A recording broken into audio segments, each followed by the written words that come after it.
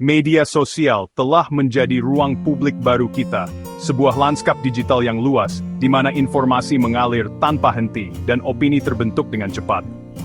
Ini adalah tempat ide-ide bertabrakan, berbenturan, dan berinteraksi, dan sentimen publik terbentuk, dipengaruhi oleh berbagai suara dan perspektif.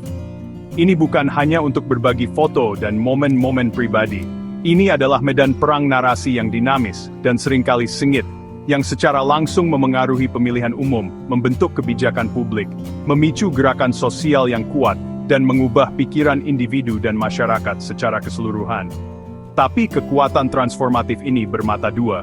Ia mendemokratisasikan suara, memberikan platform bagi yang terpinggirkan dan kurang terwakili untuk didengar, namun juga menyebarkan informasi yang salah dengan kecepatan yang mengkhawatirkan, dan seringkali memicu ketidaksopanan dan polarisasi. Tantangannya adalah menggunakan platform yang kuat ini untuk belajar, tumbuh dan memahami perspektif yang berbeda. Bukan hanya untuk memenangkan argumen dengan segala cara, atau memperkuat keyakinan kita sendiri dalam ruang gema digital. Debat yang sehat dan konstruktif sangat penting untuk berfungsinya demokrasi. Ini membutuhkan kemampuan untuk mendengarkan secara aktif dan empatik, menghargai bukti yang kuat dan diverifikasi, dan mencari kebenaran dengan pikiran terbuka dan rasa ingin tahu yang tulus. Debat yang konstruktif secara online membantu kita menyempurnakan keyakinan kita melalui pemeriksaan dan perdebatan, dan membangun realitas bersama berdasarkan pemahaman dan rasa hormat. Ketika kita meningkatkan kualitas percakapan kita secara online, kita berkontribusi pada kecerdasan kolektif yang lebih kaya dan lebih bernuansa, yang jauh lebih besar dan lebih kuat dari suara individu manapun yang beroperasi dalam isolasi.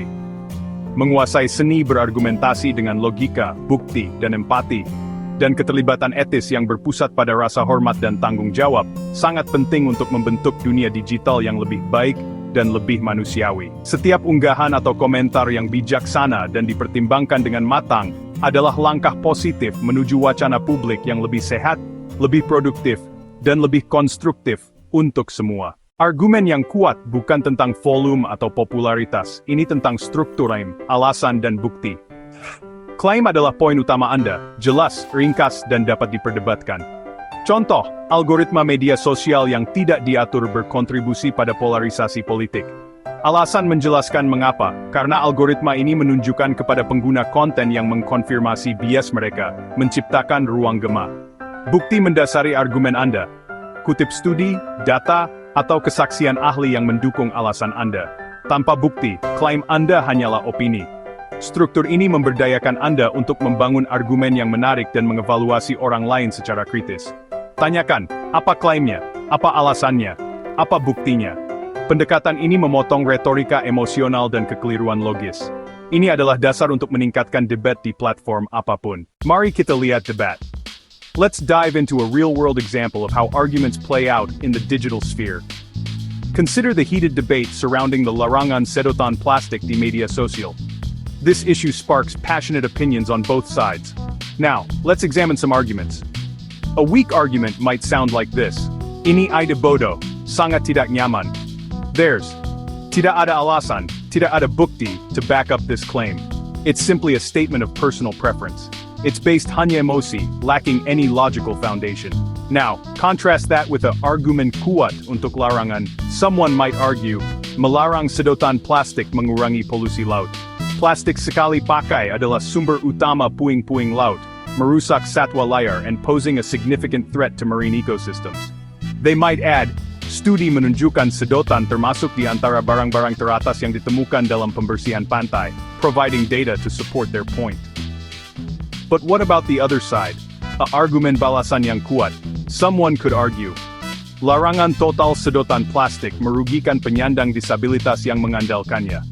Alternatif tidak selalu aman atau kokok for everyone, and can present significant challenges. They might continue. Kelompok hak disabilitas dan kesaksian pribadi menyoroti kebutuhan ini, emphasizing the importance of considering diverse needs. Argumen terstruktur ini mengundang diskusi yang bernuansa, moving beyond simple pronouncements. It's about more than just adu teriak. Percakapan dapat berkembang, leading to greater understanding. This evolution might lead to solusi seperti pengecualian medis, atau alternatif yang lebih baik, addressing the concerns of all parties involved. Debat konstruktif menggerakkan kita dari oposisi ke pemecahan masalah, fostering collaboration and innovation. Mengenali argumen yang kuat mengubah media sosial, elevating the level of discourse. It transforms it dari medan perang menjadi forum untuk kemajuan, where ideas are refined and solutions are found. Begitulah cara kita membangun pemahaman, bridging divides and fostering empathy. It's about more than just memenangkan poin. Itulah kekuatan debat terstruktur. It's the key to progress and understanding in a complex world. Membangun argumen yang baik hanyalah separuh perjuangan. It's about more than just stating your point. It's about crafting a message that resonates and encourages thoughtful consideration. Terlibat secara konstruktif adalah separuh lainnya. It's the art of fostering understanding and finding common ground, even amidst differing opinions. Dengarkan dulu, before you speak, truly listen. Baca dengan cermat dan pahami argumen orang lain sebelum menanggapi. Take the time to digest their perspective, ensuring you're responding to the substance of their argument, not a superficial interpretation. Fokus pada argumen, bukan pada orangnya. Separate the message from the messenger. Hindari serangan pribadi, dan tetap pada ide dan bukti. This keeps the discussion productive and prevents it from devolving into unproductive conflict. Akui kesamaan dan poin yang valid. Show that you're genuinely engaging with the other person's ideas. Debat bukan tentang kemenangan total, tetapi menyempurnakan ide bersama. It's a collaborative process of refining understanding and arriving at more informed conclusions. Mulai dengan kesepakatan jika memungkinkan, find common ground to build upon. Saya setuju mengurangi limbah plastik itu penting, tetapi saya ragu apakah larangan sedotan adalah solusi terbaik. This approach fosters a more receptive environment for your counter-arguments. Terbukalah untuk mengubah pikiran Anda jika disajikan dengan bukti yang lebih baik. Be willing to adapt your views in light of compelling evidence. Kekuatan sejati adalah dalam merevisi keyakinan ketika diperlukan. It demonstrates intellectual honesty and a commitment to truth. Pola pikir ini membuat Anda menjadi pendebat yang lebih baik dan individu yang lebih berpengetahuan. You'll learn from others, even when you disagree.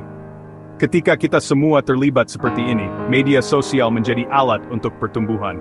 It transforms into a space for learning, understanding, and positive change. Etika adalah tulang punggung debat online yang beradab. Hormati kemanusiaan di balik setiap layar. Tidak ada ejekan, pelecehan, atau bahasa yang merendahkan. Berkomitmen pada kejujuran, sajikan informasi dengan jujur, jangan pilih-pilih data, dan hindari argumen orang-orangan sawah. Kutip sumber secara akurat dan perbaiki kesalahan. Perhatikan dampak kata-kata Anda. Komentar Anda membentuk budaya platform. Hindari bahasa yang menghasut dan stereotip, terutama pada topik sensitif. Tahu kapan harus berhenti, jangan memberi makan troll, atau tetap dalam pertukaran yang beracun. Terkadang, pilihan paling etis adalah pergi. Melindungi kesejahteraan Anda dan menolak untuk memperkuat toksisitas adalah kewarganegaraan digital dalam tindakan. Ubah media sosial dengan beberapa kebiasaan praktis. Berhenti sejenak sebelum mengunggah, tinjau komentar Anda untuk rasa hormat dan nilai. Ajukan pertanyaan klarifikasi untuk mencegah kesalahpahaman. Bisakah Anda menjelaskan maksud Anda? Cari dan ikuti suara-suara kredibel dengan perspektif berbeda untuk keluar dari ruang gema. Diet informasi yang beragam memperdalam pemahaman dan membangun kerendahan hati. Berikan contoh, sukai, bagikan, dan puji argumen yang bijaksana dan penuh hormat. Penguatan positif membentuk budaya platform. Setiap pengguna dapat membantu menggeser norma dari kemarahan ke pemahaman. Jadilah kurator lingkungan online yang lebih baik. Masa depan wacana online dibentuk oleh pilihan kita, bukan hanya teknologi. Kita memutuskan apakah akan terlibat dengan hormat atau permusuhan, untuk mencari pemahaman atau hanya untuk menang. Perbedaan pendapat sangat penting untuk masyarakat yang sehat. Begitulah cara kita menguji ide dan menemukan kebenaran. Tujuannya bukan untuk menghilangkan konflik, tetapi untuk mengubah cara kita tidak setuju tentang ide, bukan orang. Ini membutuhkan pergeseran budaya menuju ketelitian intelektual dan saling menghormati. Literasi digital dan pemikiran kritis sekarang adalah keterampilan bertahan hidup. Warga negara yang berpengetahuan dan bertanggung jawab adalah penangkal polarisasi dan propaganda. Mari kita rebut kembali ruang publik digital. Satu komentar, satu debat pada satu waktu. Bersama-sama, kita dapat membuat dialog online bermakna, menantang, dan konstruktif.